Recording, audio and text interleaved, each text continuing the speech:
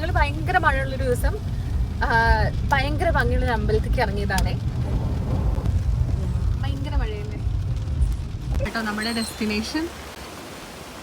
കേട്ടോ ഇവിടെ നല്ല ഭംഗിയില്ലേ, നല്ലതാണ്. പിന്നെ എന്താ വെച്ചാൽ ഇവിടെ ഒരു തോടുണ്ട്, അമ്പലമുണ്ട്, അമ്പലക്കുളമുണ്ട്.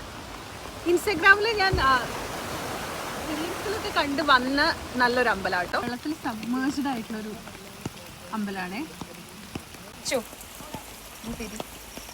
ഇവിടെ ഒരു നല്ല ഭംഗിയുള്ളൊരു ശിവന്റെ പോർട്രേറ്റ് ഉണ്ട്.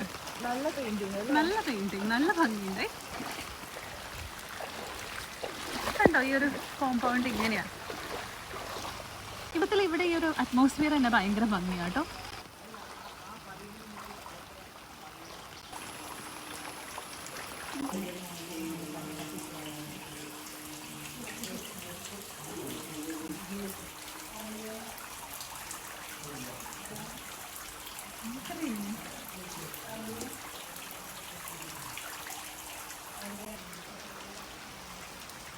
നമ്മൾ പോവാത്തൊരു കൈൻഡ് ഓഫ് അമ്പലമുണ്ട്. മുമ്പ് തുടങ്ങിയ മഴയാ. അതെ അതെ, പക്ഷെ ഇതുവരെ നിന്നിട്ടില്ല. ഇത് ഈ ഒരു മഴക്കാലത്ത് മാത്രമേ ഇങ്ങനെ സബ്മേർജ്ഡ് ആവുള്ളൂ. ശിവരാത്രി ടൈമിലൊക്കെ ഇത് നമുക്ക് സാധാരണ അമ്പലങ്ങളെ പോലെ വെള്ളം ഇറങ്ങുന്ന സമയത്ത് ശ്രീകോവിലിന്റെ അവിടെ പോയിരുന്ന് തൊഴാം. ഇവിടെ ഒരു കുളം ഉണ്ട് കണ്ടോ.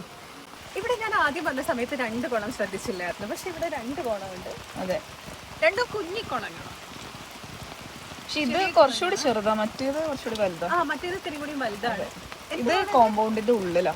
കോമ്പൗണ്ട് ഉള്ളിലാ. ചിലപ്പോ ശാന്തിക്കാർക്ക് മാത്രം കുളിക്കാനുള്ള കുളമായിരിക്കും, അറിയില്ല. നല്ലതാ അല്ലേ? നല്ലതാ.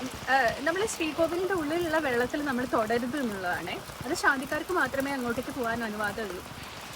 ആ ഒരു വെള്ളത്തിന് ഭയങ്കര മാന്ത്രിക ശക്തി ഉണ്ട് എന്നൊക്കെയാണ് വിശ്വസിക്കുന്നത്. പക്ഷെ നമ്മൾ പ്രൊഹിബിറ്റഡാ, അത് ടച്ച് ചെയ്യാൻ പാടില്ല. ഹായ്. ഇവിടെ ഒരു പഴയ ഒരു ഗ്രാമത്തിന്റെ ഒരു വൈബ്, നല്ല മഴ. ഇവിടെ മഴ ഉള്ള സമയത്താട്ടോ വരേണ്ട, മഴയുള്ള സമയത്താണ് ഇവിടെ ഒരു വൈബ്. ഇങ്ങനെയുണ്ട് ഈ ഒരു എക്സ്പീരിയൻസ്. ഭയങ്കര അടിപൊളി എക്സ്പീരിയൻസ് ആയിരുന്നു. എനിക്ക് തോന്നുന്നു എല്ലാവരും ഒരു പ്രാവശ്യമെങ്കിലും വന്നിരിക്കുന്നു. എല്ലാവരും ഒരു തവണ വന്നിരിക്കും. ഭയങ്കര എക്സ്പീരിയൻസ് അതിൻ്റെ ഉള്ളില്. അമ്പലം ചെറുതാണെങ്കിലും ഭയങ്കര അടിപൊളിയാണ്. അപ്പം ലാസ്റ്റ് ആയിട്ട് നമ്മൾ പോണതിന് മുന്നേ ക്ഷേത്രക്കുളത്തിൽ നിന്ന് ഇറങ്ങി തുടങ്ങണം.